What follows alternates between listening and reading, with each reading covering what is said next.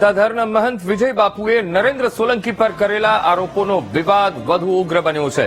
નરેન્દ્ર સોલંકીએ વિજય બાપુ પર વળતો પ્રહાર કર્યો. નરેન્દ્ર સોલંકીએ ગીતાબેન અને વિજય ભગતનો ગરબા સમયે એકબીજા સામે ઇશારા કરતો એક વિડીયો જાહેર કર્યો છે. સત્તાધારના દરેક કાર્યક્રમોમાં ગીતાબેનની હાજરીના વિડીયો જાહેર કર્યા. તેમણે કહ્યું કે મારી અને વિજય ભગતની શારીરિક તપાસ કરવામાં આવે, ગીતાબેનની પણ શારીરિક તપાસ કરવામાં આવે. સત્તાધારને બદનામ કરવામાં ચંડાલ ચોકડી કોણ છે તે જાહેર કરો. સાથે પણ કહ્યું વિજય ભગત અને ગીતાબેન સિવાય બીજા બે કોણ છે તે પણ જાહેર કરો.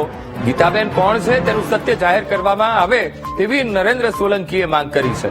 નરેન્દ્ર સોલંકીએ વિજય બાપુના નિયમ પ્રમાણે તિલક વિધિ ન થઈ હોવાનો પણ દાવો કર્યો છે.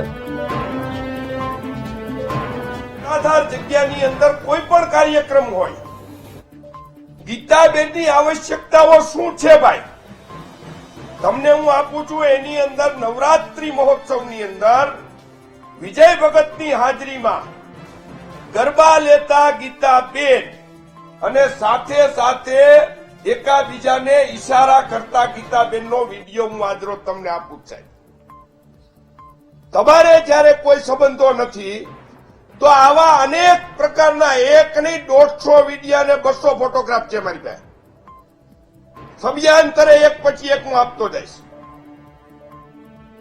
આનું સત્ય બહાર લાવવાની જવાબદારી આપ સૌની છે. આપ સૌની નૈતિકતા. પુરાવા તમે બધા કરતા હતા ને આ પુરાવા. જો આક્ષેપો સાચા હોય તો વિજય ભગતને રૂવાડે સવા મહિનામાં કાળો કોટ નીકળ જે આક્ષેપો કરનાર, એટલે કે અમે પણ આક્ષેપ કરીએ છીએ, અમે પણ ધુપેલિયું ઉપાડીને કહેવા માટે તૈયાર છીએ. તો અમને પણ આ આક્ષેપો અમને પણ કોટ નીકળે.